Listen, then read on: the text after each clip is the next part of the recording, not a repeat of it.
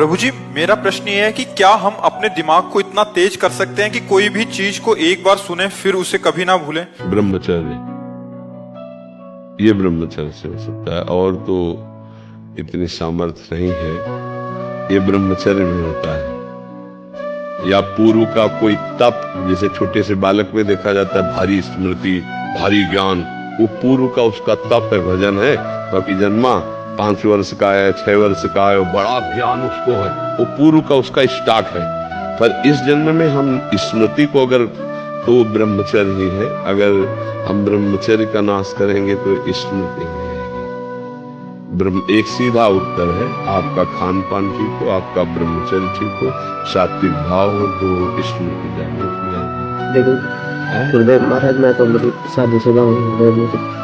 ब्रह्मचर्य धर्म पूर्वक गृहस्थी में भी तो रहा जाता है। शादीशुदा का मतलब बेविचारी थोड़ी होता है। देखो, जो शास्त्रीय पद्धति है तो संतानोत्पत्ति के लिए आदेश है, उसको नियम पूर्वक अगर निर्वाह किया जाए तो एक पत्नी व्रत रखने वाला, धर्म से चलने वाला, और वैसे शास्त्रीय पद्धति प्रत्येक मासिक धर्म के बाद जो 10 दिन के बाद संतानोत्पत्ति के निमित्त समस्त देवताओं और भगवान को नमस्कार करके वो गृहस्थ ब्रह्मचारी, तो उसमें स्मृति की, देखो स्मृति का नाश एक काम ही कर देता है।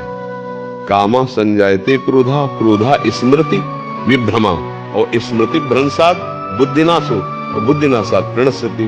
तो अगर हमारा निष्काम भाव हो तो हम स्मृति वाले बने, तो गृहस्थी कोई निंदनीय थोड़ी है, कोई निंदनीय नहीं। देखो, हम जब शास्त्रों में पढ़ते हैं तो गृहस्थ जनों ने, जिनके बड़े बड़े धर्मात्मा संतानें हुई, उनकी बात, काफी दिनों तक ब्रह्मचर्य रह करके संयम से फिर गर्भाधान हुआ और फिर ब्रह्मचर्य से रहे, तो उनकी संतानें बड़ी प्रज्ञावान, बड़ी विवेकवान धर्म। ये जो गरुड़ जी का जन्म हुआ ना, तो 10,000 वर्ष तक ब्रह्मचर्य रहते कश्यप में। उस समय तो मतलब लाखों वर्ष की जीवनायु होती थी। 10,000 वर्ष तक ब्रह्मचर्य रह करके, और जब विनता जी के गर्भ में, तो फिर उनसे भगवान गरुड़ जी का प्रादुर्भाव, महाबली गरुड़ जी, और एक छोटे बड़े पुत्र अरुण जी, वो सूर्य भगवान के सारथी बने। कई हमने ऐसे ब्रह्मचर्य रहकर नाम जप करते हुए धर्म से चले, और फिर संतान, तो उससे फिर अब पशुवत आचरण तो कहीं आदेश नहीं किया गया है। गृहस्थी में भी अगर जैसे मानो 20-22 वर्ष तक ब्रह्मचारी रहा, फिर गृहस्थी में गया तो परिपक्व फसल है।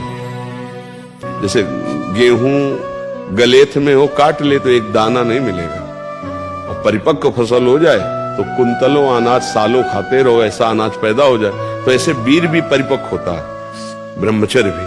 जैसे 20 से 25 वर्ष तक बिल्कुल ब्रह्मचर्य रहे बाल्यावस्था से, फिर गृहस्थ में जाए तो परिपक्व फसल है, संतान उत्पत्ति, फिर संयम से जीवन, तो वो महात्मा ही है, वो ब्रह्मचारी भी है। एक पत्नी व्रत धर्म पूर्वक चलने वाला, वो बेविचारी नहीं कहा जाता। वो गृहस्थ कोई निंदनीय नहीं, वो बंदनीय है।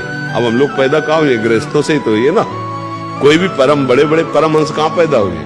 धन्य है वो माता पिता, वो भी तो गृहस्थी में थे, जिनके बड़े बड़े महापुरुष प्रकट हुए। तो क्या गृहस्थी कोई निंदनीय बात थोड़ी है? अगर बच्चा संयम से चले तो, अब संयम को नष्ट कर दे तो फिर चाहे गृहस्थी में ना जाए तो भी नष्ट हो जाएगा। बहुत प्रकार है, तो हमें लगता है अगर संयम से चला जाए तो गृहस्थ धर्म में बंधनीय। पर स्मृति जो है वो ब्रह्मचर्य से, मतलब वीर शक्ति ही स्मरण को बहुत जोर की पवित्र रखती है, बहुत स्मृति जागृत हो जाती है। पर ब्रह्मचर्य पर महत्व दे। अब ऐसा थोड़ी कि कोई मनमानी आचरण करे, क्यों बच्चा?